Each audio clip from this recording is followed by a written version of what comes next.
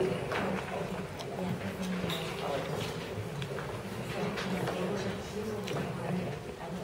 we ready, Michelle? Yeah, we're up and ready. Okay, we will continue with District 2. I'll read through. District 2. I want to say how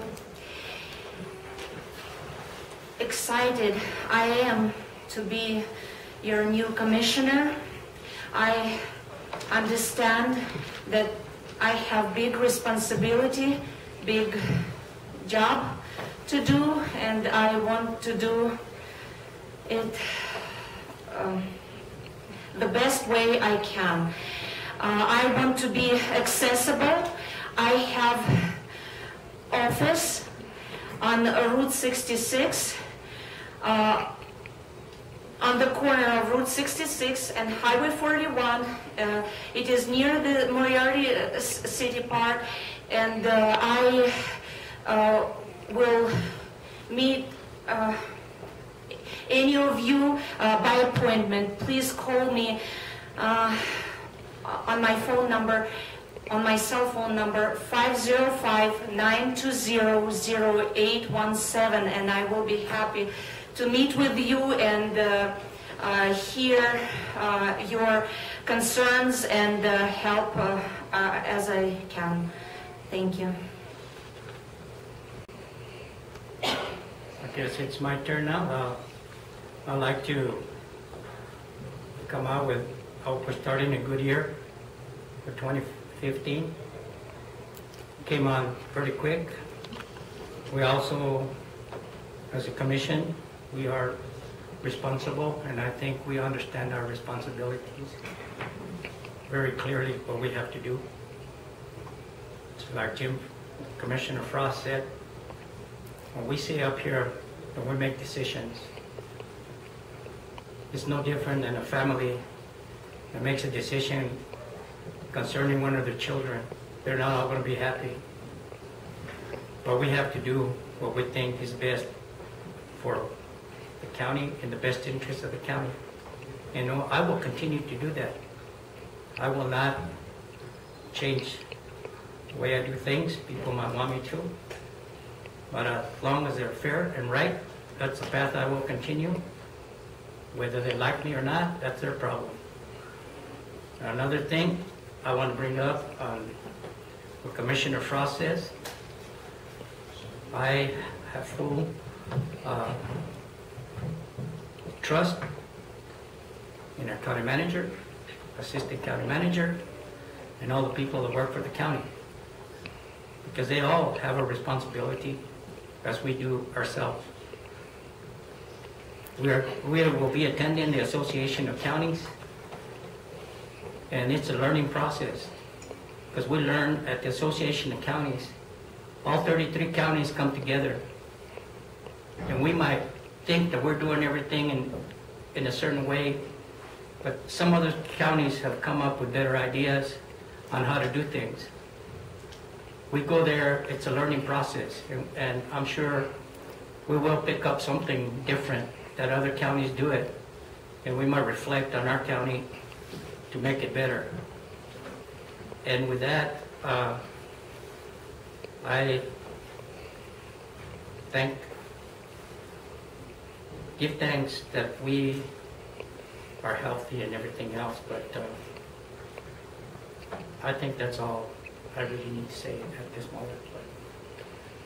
Okay, we will continue with item number 5,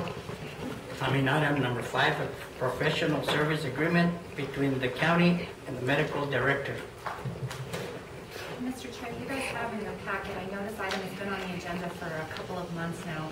The county has been soliciting a new medical director for our emergency services, and Fire Marshal Trumbull, or Fire Chief Trumbull, has been speaking with UNM and the UNM Medical Group, and he does have a draft contract. I'm actually not prepared to ask you guys to approve this contract today because I'm not even sure Dennis has reviewed it. Jason is actually meeting with a consultant this morning, so he's not here to answer questions, but he said there are a lot of benefits in this contract. It's a $12,000 contract a year, but for that for that benefit, as far as the medical director, we do have an actual doctor in the East Mountains who will be available for trainings, for oversight, even some scene responses if we need them. They will be very involved as far as mass casualty instances, things of that nature. So emergency services is very excited about this contract, and they're really excited to get back in the groove with UNM and that medical group. So if you guys have any questions, if you want to formulate them for the next meeting, that's fine, or if you want to get with Jason before. I think we should table it, bring it up on the next meeting. Yeah, When Jason is here, the next meeting. that way he can ask questions. Agreed. I believe the medical director, before any EMT and anybody out there does any work on any patient that's out there, they have to contact this medical director, am I correct? He gives liability there, a liability to all of our responders who he signs off on their trainings and their certifications. So he kind of takes the responsibility of all of our medical staff, of our medics, but he also gives direction as far as changes in protocols that he thinks needs to happen. He works with the... Maybe we'll just table that and have Jason, Fire Chief Jason, explain all this stuff for us. He's more capable of doing. I entertain a motion to we table item number 5. So move. Have a second? I second. Any further discussion? Hearing none, all those in favor signify by saying aye. Aye. Aye. Okay, we'll go to item number 6. State of New Mexico Office of State Auditor, Torrance County Examination Report from January 1st, 2007 through April 30th, 2012.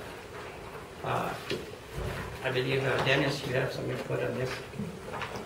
Mr. Chairman, let me go first because I placed this item on the agenda. I want to say that I treat this matter very seriously.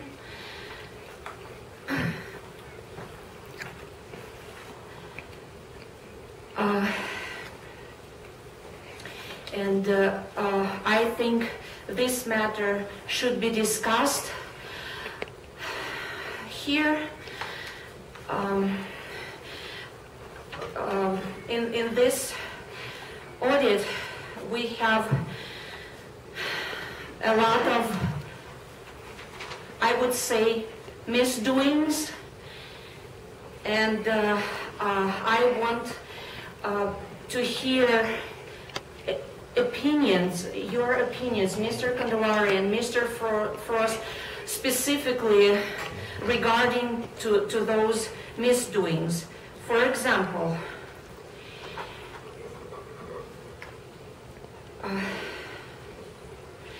we discovered 2 projects in which CCE Construction used subcontractors and appears to have overcharged the county by marking up the cost of goods and services provided by the subcontractors.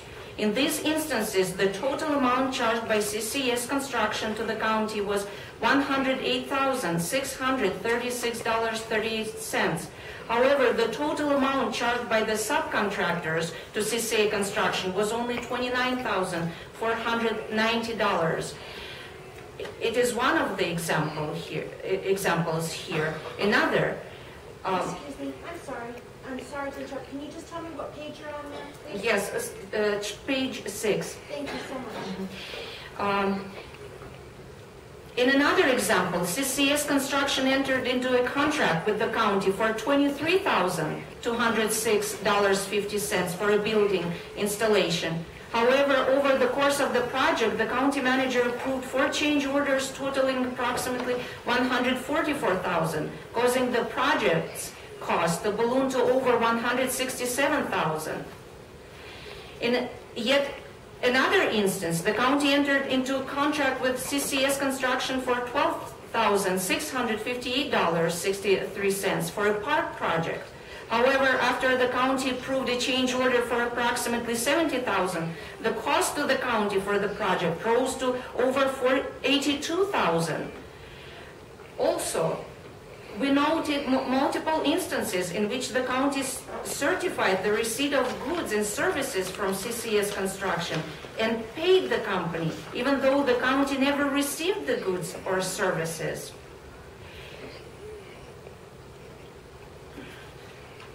In one case, the county appeared to pay CCS Construction for a soil test that another vendor had previously performed. Similarly, CCS Construction invoiced the county for a planning and zoning permit, and the county paid the invoice. However, we found the county had previously paid for and obtained the same permit.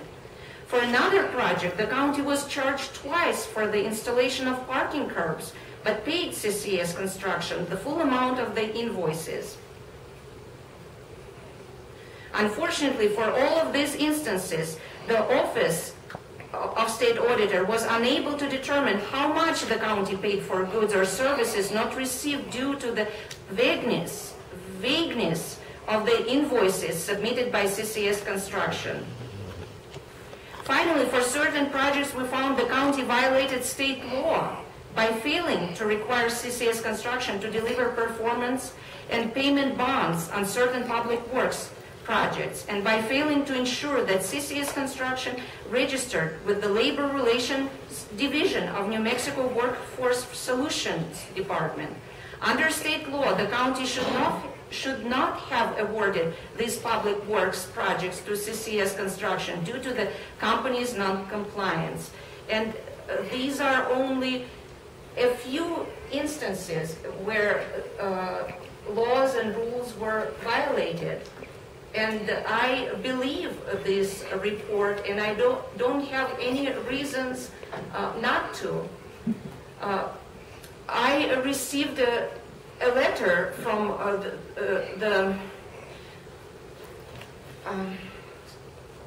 the state auditor, and he warns us if we don't do what we have to do about this. Is there anything else? We'll move on. We'll move on to item number 7, award RFP 2015-02R Team Court Coordinator, Leslie Olivas, Purchasing Director. Good morning, I'm Leslie Olivas, Purchasing Director. Good morning, Commission. This is for the Team Court position. Tracy Master, IDWI Coordinator, has been without a Team Court Supervisor since September.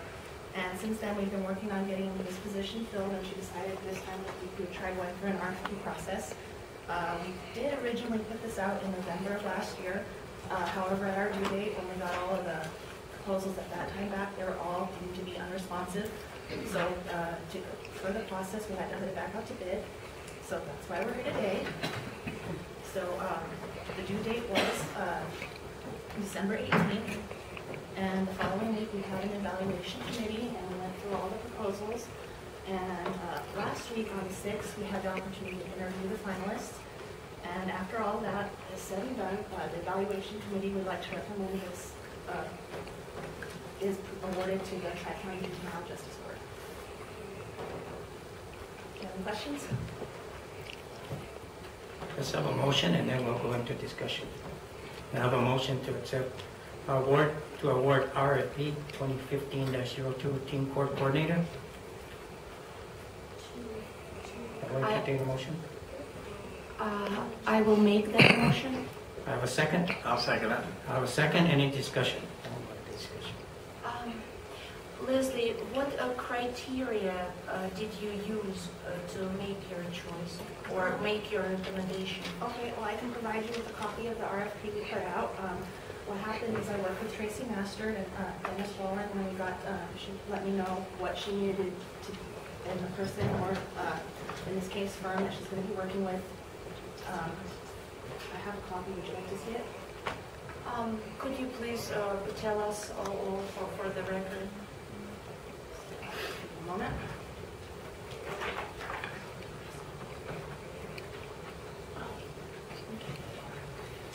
All right, so this is from the RFP that we just put out last month.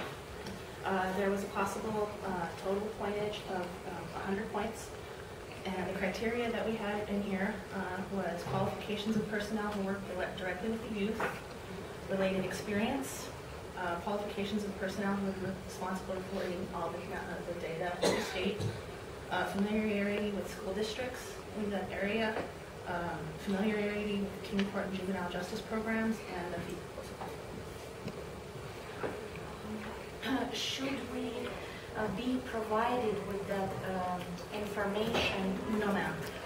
No, ma'am. In our RFP proposal process, that information stays, not open to the public because it's their proposals, it's the proprietary information that's getting presented to us. That's why there's an evaluation committee to make a recommendation to you guys. So you are making a recommendation and we are automatically approved? You don't have to automatically approve it. That is your right. If you would like to discuss any of the specifics, that would be something for an executive session.